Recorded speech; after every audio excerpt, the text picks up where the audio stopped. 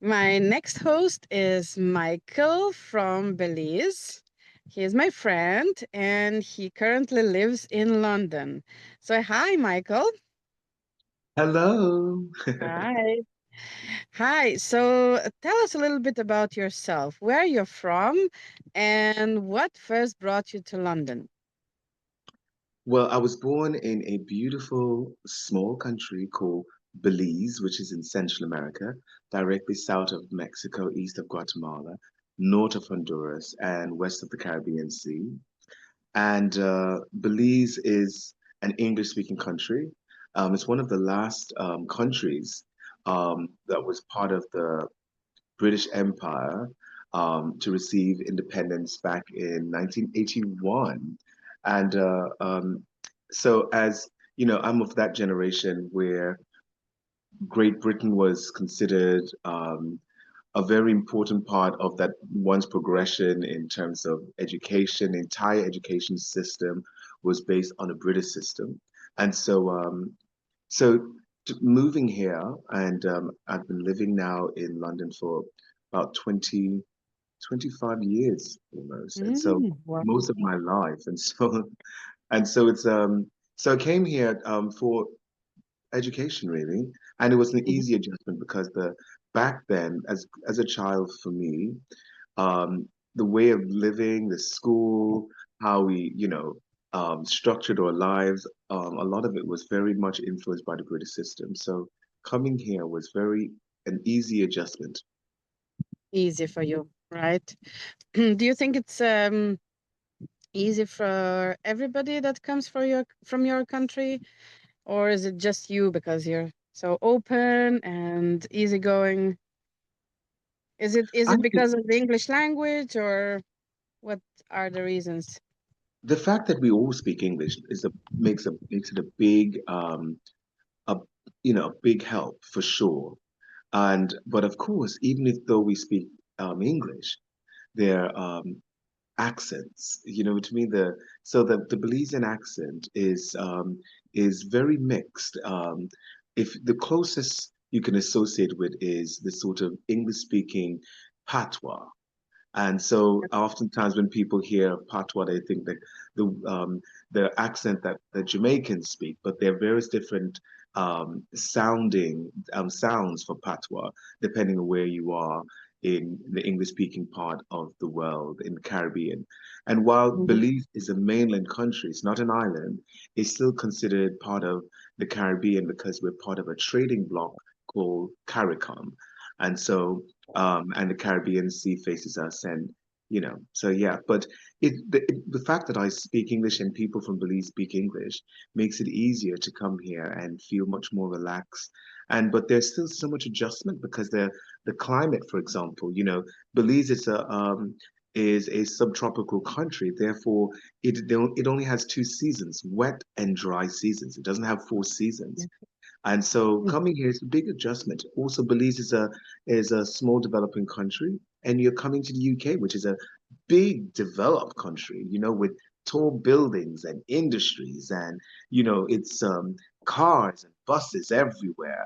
And while you have cars and buses everywhere in Belize, also, it's here. It is so densely populated in London, and you have people from all over the world, and it's incredible. There's so much more happening in a developed country than a developing country. Oh, wow. Yeah. Well, since you mentioned patois, can you say a sentence? Can you Oh, say something? sure. Let me think. Let me think. Hold on. Um, oh goodness, you put me on the spot. Let me think about it. Okay, say, hello, welcome to Belize. We would actually just say welcome to Belize. But I think let me see. We would say, well, instead of just saying welcome to Belize, we would say welcome to Belize, of course, but we also we would say welcome to the beautiful country of Belize, where you better, where you better Sounds the same. It sounds the same, exactly. But you know, in Belize, there are other cultures also. So, like for example, my mother is a Carib Indian. These are, or the more modern terminology is the Garifuna people, who are mixed Mhm. of indigenous people of the Americas, South America, and the African people who had escaped slavery. Oh, And therefore, and these are the Garifunas are considered um, often in history books as the only people of color or of African heritage um, that were never enslaved, and so that is one of our proud things that we certainly appreciate in our history. And they were resilient people, very resilient. So that when the colonizers could never contain or capture them, they're like the Maroons of the Jamaica oh and other wow. yeah, so So it's now I quite understand the meaning of resilience in your company's name. So, so you live in London and you own this company, Creative Resilience International. Could you tell us a little bit about that? Why have you decided to run such a company? yes. This company, Creative Resilience International, I decided to start this company and run this company because it's a CIC. What that means in sort of corporate terms is that it is a social enterprise. To break that down further, it means that it is not focused on profit, making a profit, but it's all about how do we help communities, investing back into communities. And so for Creative Resilience International, I use creativity as a way of engaging with communities, people who are actual creators in the communities, but also people who seek the services of these creatives. And the Mhm. creatives are all come from lived experiences. So they're not just creatives who don't have a background in what it is that they're um, creating about or telling stories, but they actually live those stories. They are actually from the communities.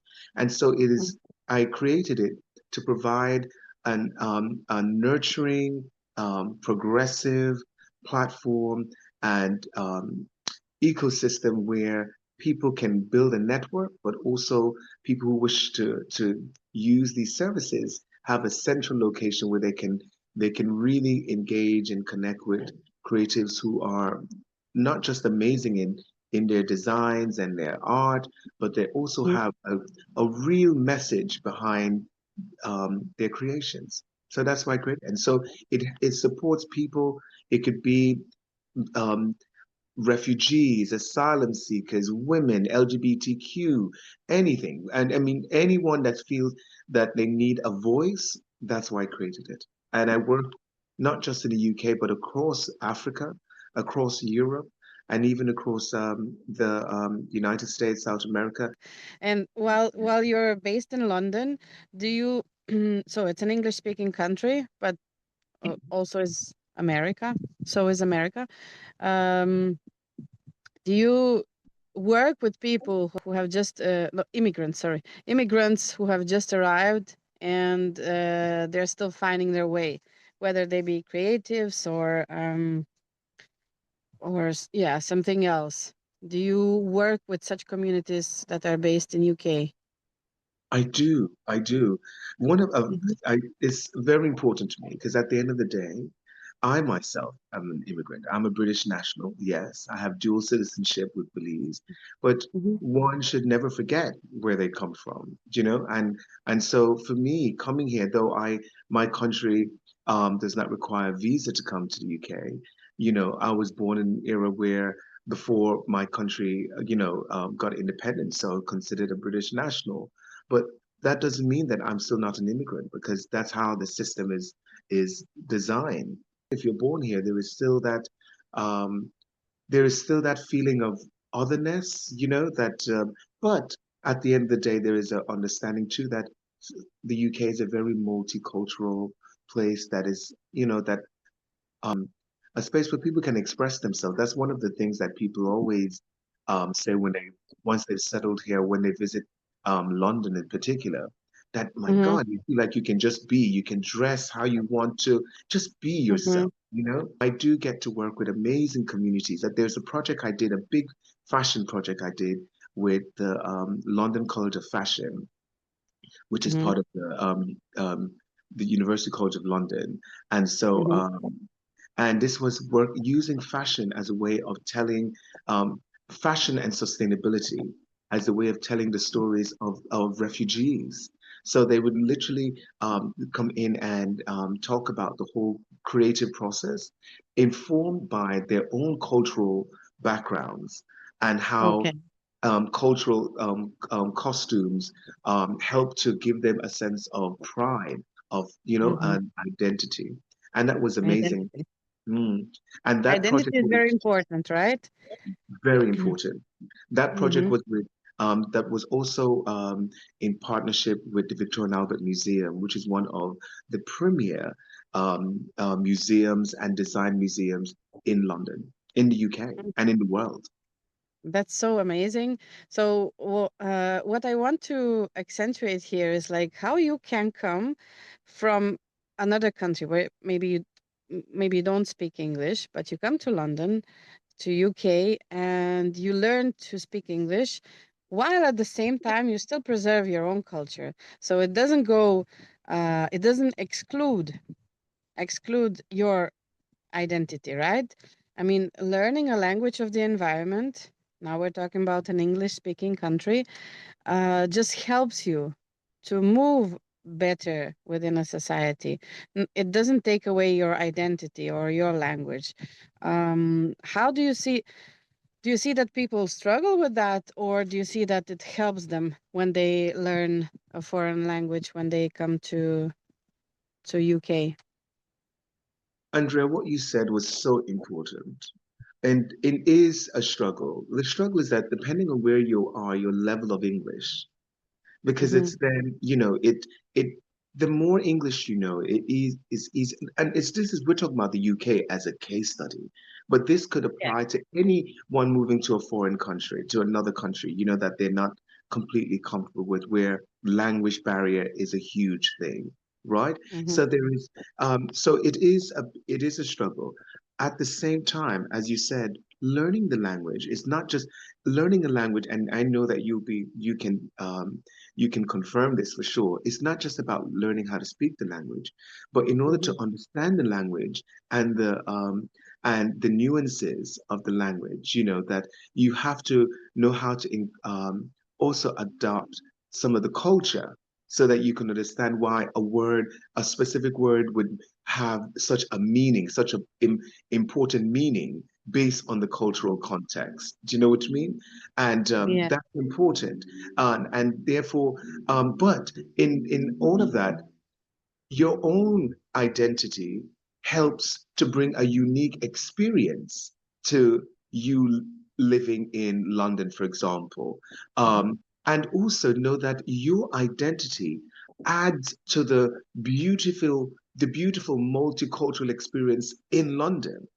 Mm-hmm. We're Mm-hmm. not coming to where we as immigrants can't say we're settling in the country and forget who we are, because the reality is the locals of that country will still, when they see you, they will expect to see and be introduced to our culture, a part of our culture. So it is an exchange that happens, and it's not one-sided. Yeah. So everybody, in the end, everybody wins, right? For all those skeptics, for all those maybe Brexiters, actually, having immigrants in your country just enriches the whole experience of living. I That's think we, correct. we can both confirm that. I'm also an immigrant here in Lithuania, and well, I don't know what would others say, but I feel that I can contribute something. Maybe one of the most important things is I can teach people English, and And you were brilliant. You are a brilliant teacher, I have to say. I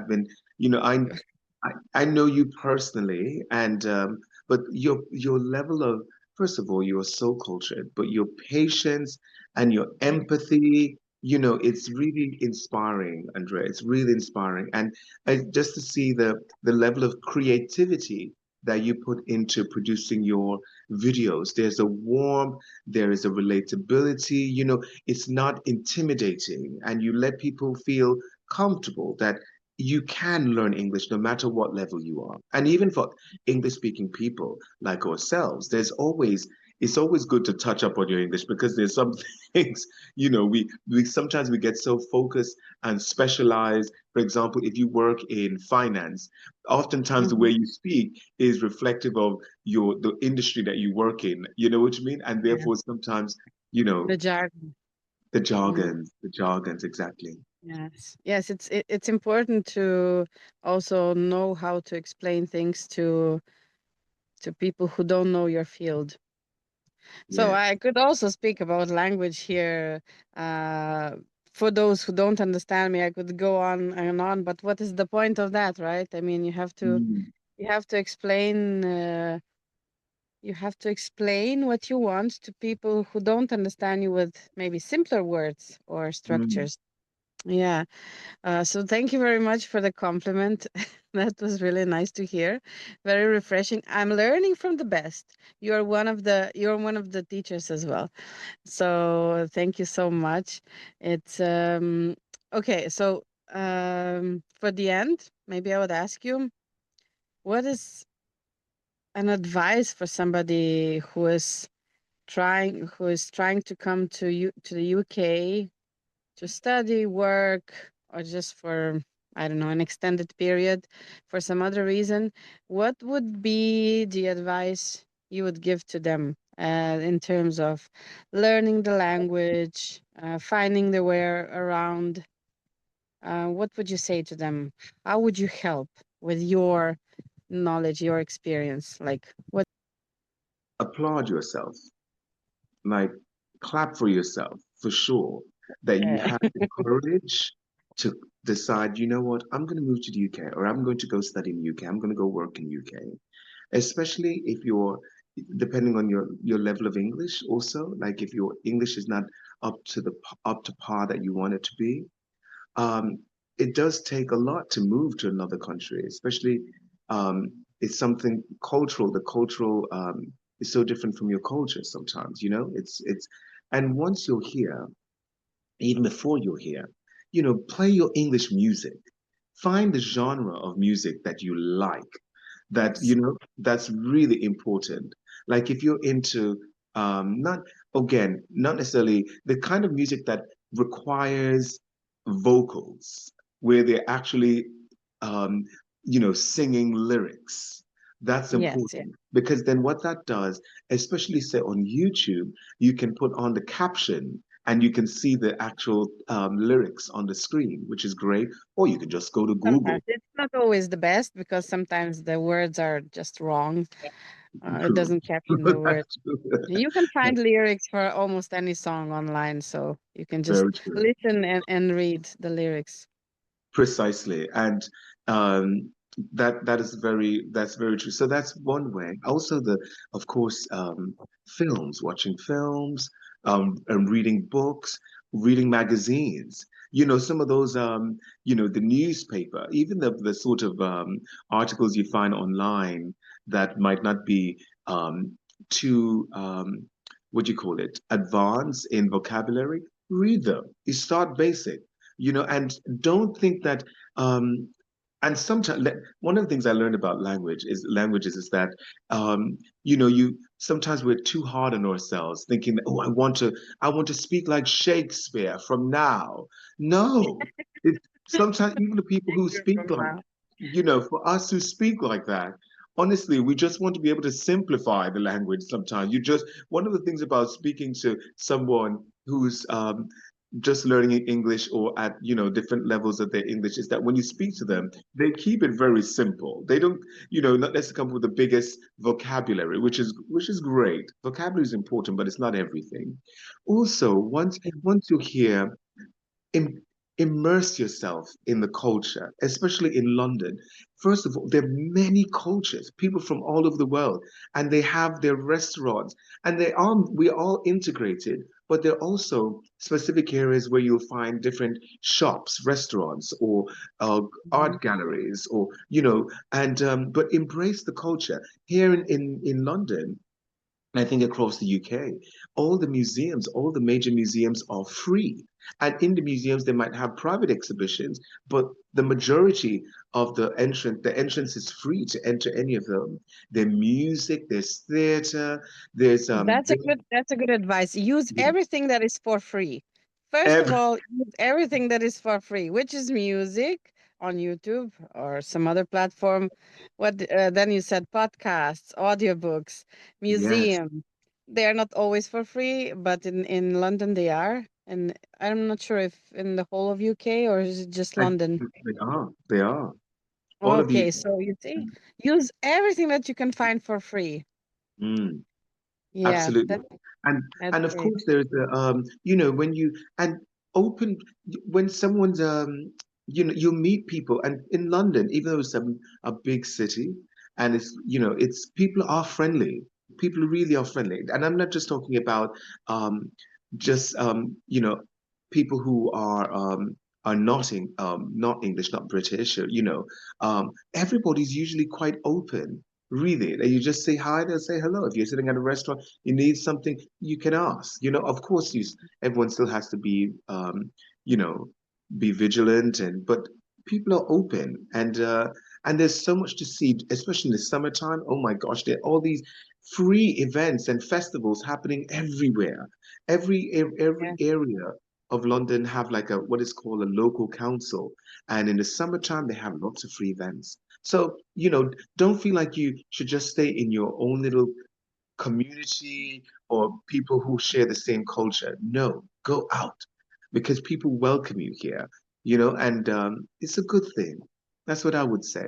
And that's you great. can always go to my company website, Creative Resilience International, or the social media, and I'm always promoting free events, whether events from that my company is commissioned to produce or other Mm-hmm. people's events. I'm always sharing. Mm-hmm. Okay. The same goes for all the visitors who just come to London for a short period. It goes the same for everybody. Whether Yeah. you're whether you decided to live there or just visit, use everything that comes for free. Enjoy your time. The most important is that you enjoy your time, and that's how you learn. That's how you feel more comfortable. That's how you also find friends, lovers, whatever you Oh, need. did you, Yes. well, that is part of the journey also. That is part of the journey. That's part of the Right. journey. Yeah, but I don't think that it has to be necessarily lonely. Some people complain that, moving to another country um, might mean that you'll feel the loneliness, that it will be hard for you, especially if your language skills are not the best. What is your experience with that? You're so right. Let me tell you, if for me, I have extended family here, but my immediate family are not Hmm. here. Well, my Hmm. brother and my sister are coming back to London very soon, so Hmm. I'm excited about that. But even for me, I'm a very friendly and open person, but Yeah. initially it was loneliness that does come in, and I'm a family person, and Hmm. so it does get that. But what I'll say to that too is that loneliness depends on you. Even if your language skills is not the best or not where you want it to be, still Hmm. go. Go to the festival, go to the cinema, go walk around, go to the museums, go to the cafes, go have some food, even though it seems like, or go to the pub. This is a very pub culture, Hmm. and so at the pubs, which are bars that were created, meeting places for drinking, that were created for peoples who are working class or who are always traveling. So it was always a place of people who are in transit to stop and have something, a place warm to have a beverage. So Hmm. go to them. don't be at home and don't stay at home and feeling lonely and sad. And the homesickness, that's natural, especially if you're a family person and but get out there. This is an opportunity to improve your life, to evolve and learn new things and meet new people that will enrich your life experience. Honestly, it Yeah. would London is one of those places where you get to figure out who you are. You get to I really understand what you like, what you don't like. It's an amazing opportunity, really. And you might meet amazing friends. You might meet your partner or Yeah. partners, depending. But again, a place like London, also very important point with the loneliness is that because it's a Hmm. city, I call it a wonderful city to live, but it's also a city that I refer to as a transit city, where people come and they stay for a short period of time and then they move on, especially people European from Europe, because it's a place where, it's so close to the rest of the European countries, which means so Hmm. oftentimes people come and they spend a bit of time and and then they move on for whatever reason, so well Hmm. when you meet people and they then they move. Don't feel too sad about it. So thank goodness for technology, you're able to stay in touch. Yes. But Yes. you have to definitely make an effort. If you don't make an effort, you will feel lonely. You honestly, you will. But you don't Hmm. have to be lonely. You don't. And You feeling don't. lonely and homesick are very different things, and at the same time, similar things. Do you know what I Hmm. mean? Okay. Homesickness and loneliness. Okay. Yeah, you're right. They're connected somehow. um, I was gonna ask you this at the beginning, but I forgot, so it comes in now.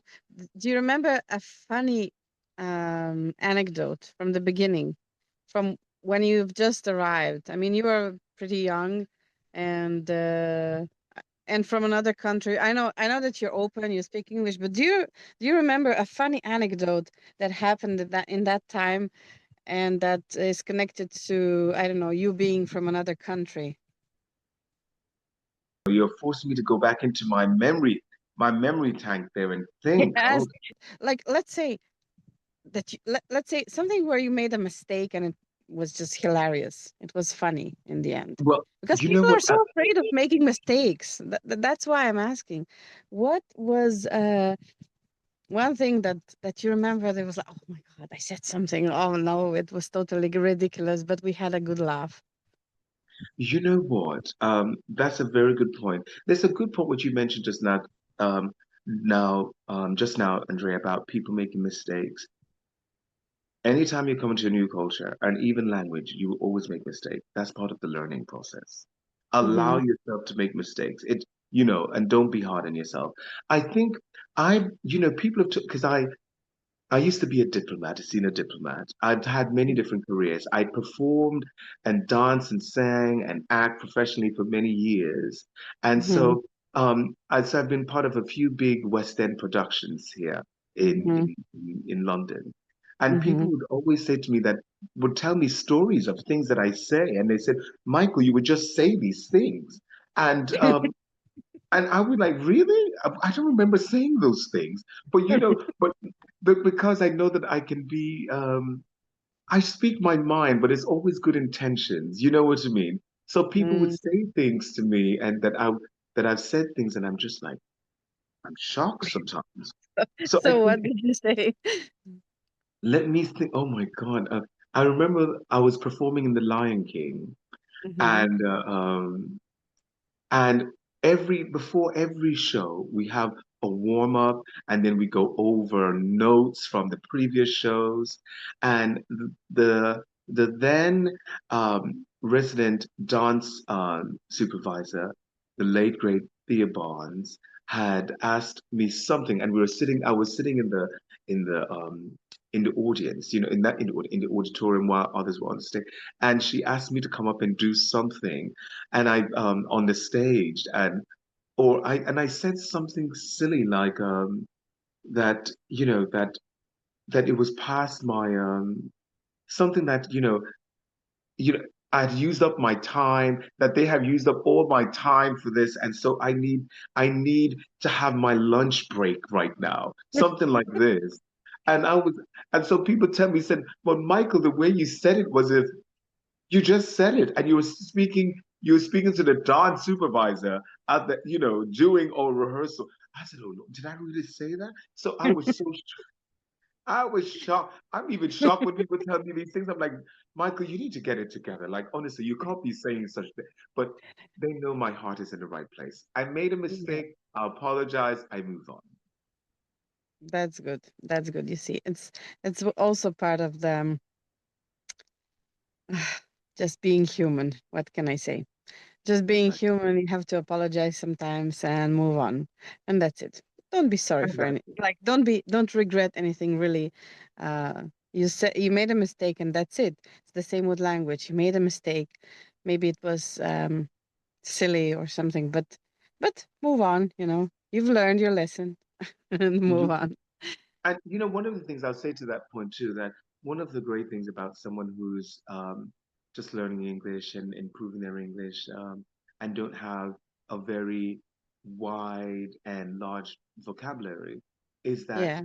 they're able to speak in the most um, and able to articulate themselves in a way that you get directly to the point. Oftentimes, with vocabulary, when you have quite expansive vocabulary, sometimes you can, and especially, and you try to apply that in a new environment. Sometimes the the word that you use, which has many different meanings, sometimes can be used in the wrong context, and therefore the native speaker could be put off or kind of misunderstand what you're trying to say, and that's a Oh mistake. yeah. And then Oh, they that's and then they funny. have Yeah. to say, "What do you mean by that?"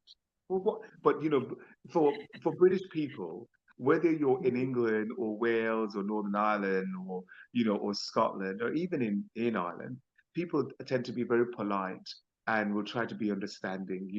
And Mhm. here, in this country, when you make an effort to speak English, we appreciate that. We really, really appreciate it. So That's amazing.